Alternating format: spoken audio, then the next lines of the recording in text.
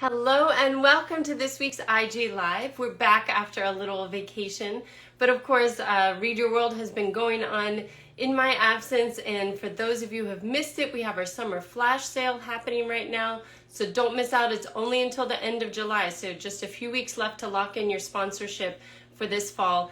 Today, we are going to be talking to María Dolores Águila. Hello.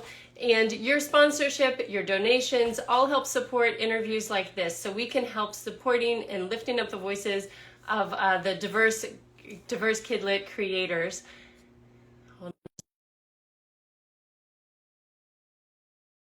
Barrio Rising. It's also available in Spanish. I believe Spanish is El Barrio se Levanta. So we're going to be talking to her today all about that and why it's so important for kids to learn these kind of stories. Hello. Hi. How are you? Good. So nice to talk to you. And I just have to say thank you for your flexibility. For those that don't know, we usually do these lives at, let me see, I guess it's 2 o'clock Eastern. And so you were so gracious and accommodating, especially because I believe you are also in California, which means this is very early for you. So thank you. No problem. Well, why don't we go ahead and jump in and you can introduce yourself and tell us what was your journey to becoming an author? So my name is María Dolores Águila. I am a self-taught Chicana author from San Diego, California. My debut book, Barrio Rising, is about how the iconic Chicano park in San Diego came to be from the point of view of a young activist participating in the peaceful takeover. My publishing journey was a very long one. When my second son was 1 year old, and he's 11 now, so that was almost 10 years ago, I was like, how am I going to have these kids and not want them to follow their dreams if I'm not following my own dreams, right? Wow. So yeah, I had to get it together. And I mean, it was kind of brutal because when you're a young bookworm, usually like your teachers are like, oh my gosh, you're such a good writer, you're amazing, you're incredible. But when you get to the publishing part, the praise doesn't come that easy. When I sent my first work out there and I got rejected, I was like, oh my God. So it was a very long journey, but I'm pretty stubborn, so I stayed on it. Well, lucky for us that you did, because that is really a lot of, I think, what this book is about, is thinking about legacy and thinking about what we're going to teach our children. Yeah. Thinking, well, first, just to back up before we get specifically into your book, you realized at a really young age what a lack of representation there was in children's books. And I know one that changed it for you, which I think for a lot of people, was The House on Mango Street by Sandra Cisneros. Tell us about that. Why was that such a powerful experience?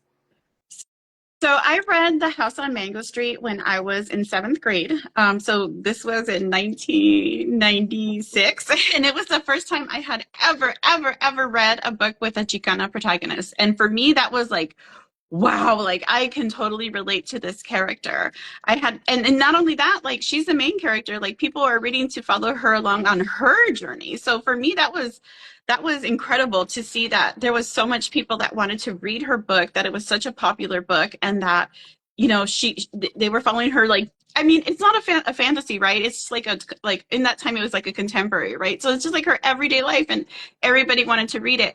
And when we finished that unit in 7th grade, so I grew up in a really low income family. Like, we didn't really have money for like extra things. I was like, okay, we're supposed to turn in the book, but when everybody stands up, I'm going to close my binder and I'm going to steal the book. I wanted it so bad. So I still have it. I'm sorry, Miss Beecham, that I stole the book. I bet some part of her would be happy to know that. But I wanted it so badly because it was the first time that I had ever felt like truly seen. Right. So yeah. Right, which I think is so wonderful, because that is what you're doing too. And one of the things I love is that you draw your inspiration from Chicane history and art. So can you tell us a little bit about why that's so inspiring to you and how you go about incorporating it into your book? And I'm just going to show this one more time for those who haven't seen it. And because one of the things I love about it is the artwork, like you talk about the murals and you show people creating them. So can you tell us a little bit about that? Well, the artwork is on Magdalena because she did such an incredible job and she's such an amazing artist. Like, I can't believe it. But I love Chicane history and art just because, I mean, it really speaks to me. It's something that, I look at and I relate to intimately. But for me, like, what really, really draws me is history because when I was a kid, again, it's with lack of representation. When we were reading about, history in the United States, I didn't see accomplishments from my community, right? Like it was just, we weren't even there. We were like a side note, or maybe we were like in the immigration section. Like we just were not there.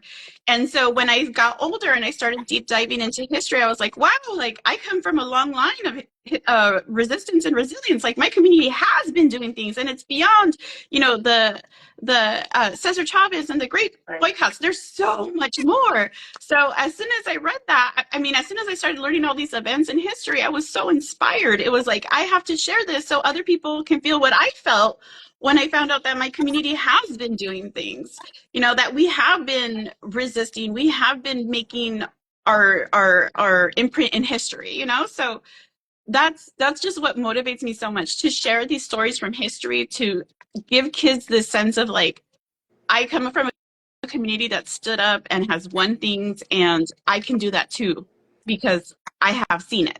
So I think it kind of is like giving kids a social capital to draw from so they can do things in their own community. I love that, and especially that idea of resistance and resilience. And I love that it's the social capital so they can make change in their own communities. I mean, it's so empowering. So, well, why don't we talk about the book? We're kind of been talking kind of in general around it, but this is such a great book. And as I mentioned, it's also available in Spanish. Tell us all about it and what inspired it. So I have lived next to Chicano, not next to it, but like 5 miles away from Chicano Park my entire life. And I would always drive by. Anytime we go on the north on the 5 freeway, we would pass by it, and I would see the murals. And my father worked in the tuna canneries of Barrio. I went to the health center there, and I would always see them. But like in my mind, it never, like, I never thought, how did they get here? Like it was just, they were just there. I just, something like I kind of took for granted. So and then I took Chicano studies in high school. In a high school, again, less than 5 miles away, and they didn't teach us like about that incident. So my mother-in-law lives in Barrio Logan, and I was driving down Cesar Chavez Parkway one day, and I saw the mural for Laura Rodriguez, and for some reason it piqued my interest, and I was like, I'm gonna go home and I'm gonna Google why there's a mural about her. So I went home and I Googled about her, and I was like, oh my God, she was an abuelita that laid down in front of a bulldozer. Like, that's incredible. Like, oh, everybody has to know. And it just started like an obsession. I just started researching everything I could for like close to 5 years. I like tracked down articles, I read books, I watched movies, there are songs about it, I went to lectures. Like, I just had to find, yes. So I read this, I didn't realize that was from a real incident. I mean, that's such a powerful moment in the story, but I didn't realize that was from real life. Yes, yeah. And so that, it was just, and her own story is like incredible. She was born to a man who was blind, and he sold newspapers, and her mother wasn't in the story. And so every day before school, she would take him down to downtown San Diego. He would sell his newspapers. After school, she would go pick him up and bring him back home. And so she just had an incredible life. And I was so inspired about what had happened, like, in my own backyard. I was like, okay, we have to write about this. Like, I have to tell everybody because I found the story so empowering and so incredible. I know you said one of the problems you had when writing the book was keeping it picture book length because there were so many interesting stories. I mean, like, the one you were talking about, Doña Laura. So how did you go about deciding what to keep in the book and what not to? And then do you think you're ever going to revisit any of those stories in a future book? That literally, I think it was mainly my editor, because man, if it was up to me, I would be shoehorning all kinds of things in there. There are so many things, and even now I still come across tidbits and I'm like, oh, I really like that. And sometimes I flirt with the idea of a middle grade because the students from Memorial Junior High like walked out of class to go down there, and I love that story, and I love that angle. I was like, oh, I wonder if I can write a middle grader. Is everybody tired of it? Oh, I would read it. I would definitely read that. Well, and Yeah. um, I just want to go back to the idea of like some of the ideas that you get across about being brave in this girl, and they talk about being valiente. And so, what do you think? Message do you want kids to take away from this book? So for me, when I was younger, like I thought a brave person didn't feel fear. And Mm, as I've gotten older, I've realized that being brave is doing something scared. mm, So I hope that they can step into Elena like as an avatar and say, she's scared, like her stomach is feeling butterflies, but she's going forward and doing this, right? So I think as human beings, we're wired for story. And when we experience things in story, it kind of prepares us for it in real life, right? right, So I hope that when they see this, they think, I can be scared, but I can do right.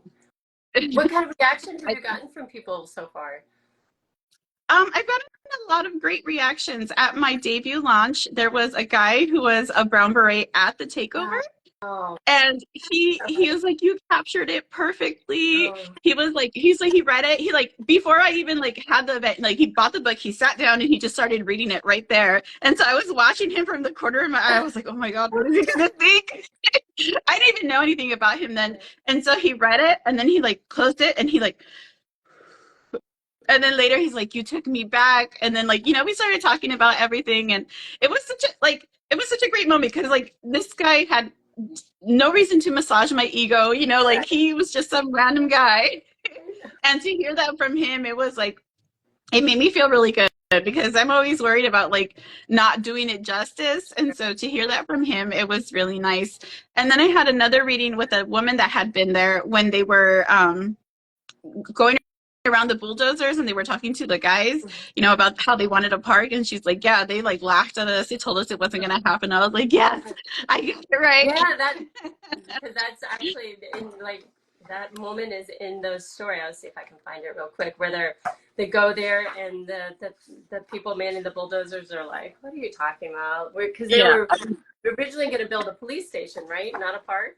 Yes. They were going to build a California Highway Patrol substation.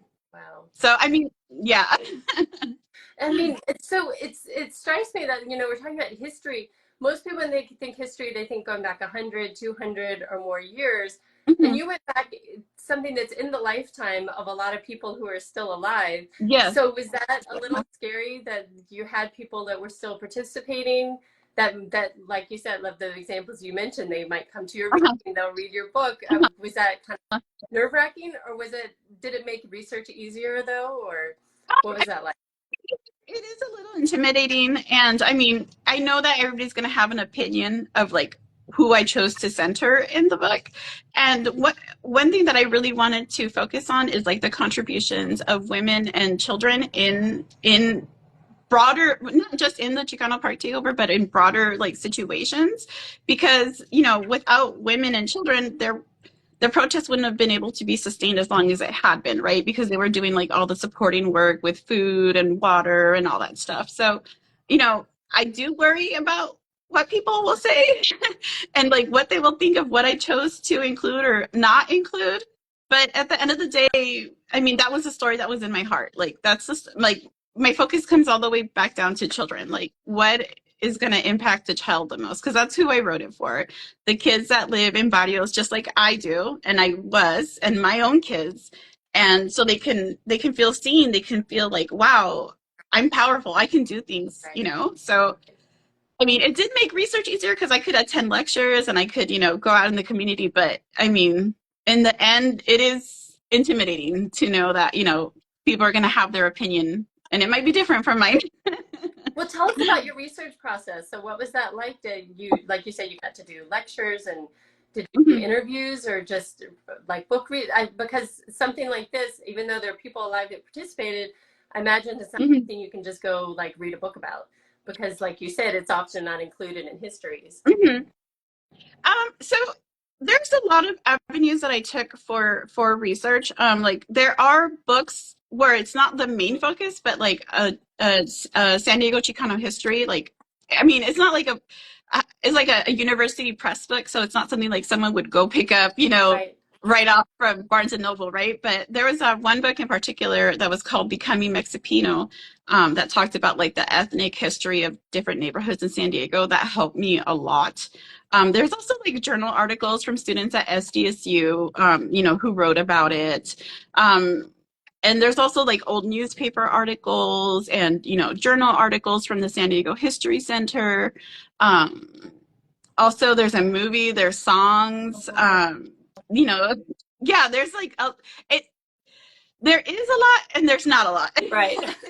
Yeah, you know what I mean? Like you have to go digging for it. It's not something that you're going to be able to like, come up.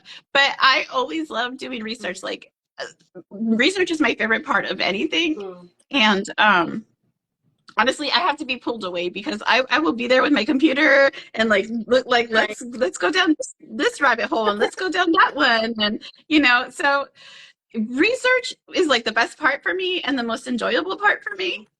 So I mean, for me it was a really enjoyable process. Like I like doing it. I still, like I said, I still come across things and I'm like, ooh, I wish I could have said something about that. So do you have another topic picked out? Do you know what you're going to be writing about next? So I have 2 books coming out next year. I have a book called Menudo Sunday, and it's a bilingual counting book. And then that same year, I have a book called A Sea of Lemon Trees, and it's about the 1931 Lemon Grove desegregation case here in California. So that's about 10 miles east of me. And so it's just about the Lemon Grove School District built a separate school for Mexican students, and they wanted to segregate them during the Great Depression. And it also touches on the Mexican repatriation during that time of the Great Depression. So I love history. I love researching. Well, so yeah. Because I'm also here in California, although further north. I'm up in Sacramento, but this is not something I feel like that is taught very much, even though this is the history of where we live now. I feel like it's not something we know about. Did you feel like that when you were writing your book and you're doing your talks? Were people who live in that area now? I know there are people that that are still alive that participate in the original event, but were a lot of people surprised by it? Did people kind of know about it but just not know very much? How much? Yeah, I've had so much more people tell me I didn't know.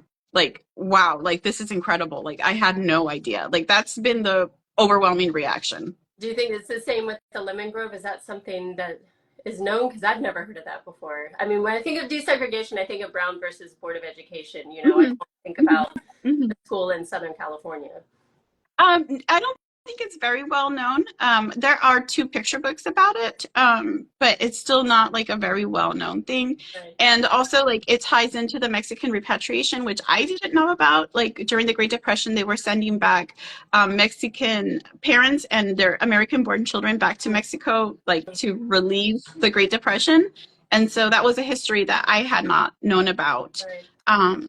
So, I mean, for me, when I talk to people, it's always mostly like, I had no idea, this is incredible. And I'm always like, I know, that's what I had to write about it. And so are you going to be sticking with picture books? Or you mentioned you might be thinking about doing middle grade, or what are your thoughts? So the only thing I know I will be sticking with is historical fiction because I love it. Right. I have 2 picture books coming out like after this one, and then I have my historical middle grade novel in verse that's coming out next year, and I'm then I'm working on a different historical fiction that's going to be YA because it's just okay. I love it. I love researching and I love sharing the stories that I find because it just, I don't know, it drives me. It makes me happy. It lights a fire under me to like share this with people. Amazing. And I think that comes through in the book. You can tell this is something you're passionate about. But so tell me, what was it like writing the middle grade and the YA? Was it hard to switch to those, or was it nice to kind of have the space to go a little deeper into the stories? Yeah, it's nice because now I'm not constrained by 40 pages, and like most picture books they want them under like 1,000 words or less. So that's exciting to spread out. But like the historical fiction is in verse, so there's still that constraint of making it shorter. Like I just love playing with the form of like lyrical and poetic. Like I love it. Yeah, You know, I find I'm this, reading a book in verse right now, and it's just fascinating. I mean, mhm, it's just so different that I love that. mhm, mhm. Yeah, so I like the challenge. Like, okay, I have a poem, and how am I going to anchor my reader into this poem? How am I going to anchor them into this moment? So, I mean, for me, it's just an enjoyable process. It's something that I really like doing, and it's sharing something that I'm passionate about. So, I mean, it definitely is hard, Right. right?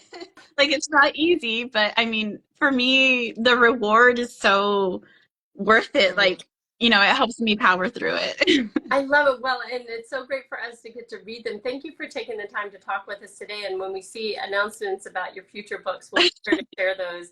And for anybody who missed it, we've been talking about Barrio Rising, and I believe is the Spanish title El El barrio Barrio se de levanta. Levanta. So Uh-huh, also available uh-huh. in Spanish. Thank you for taking the time to talk with us today. Oh, thank you so much for having me. I loved coming on and chatting with you. Oh, thank you. And so anybody who's joining us late, it's going to be up in just a few minutes on Instagram, and we'll have it later on our YouTube channel.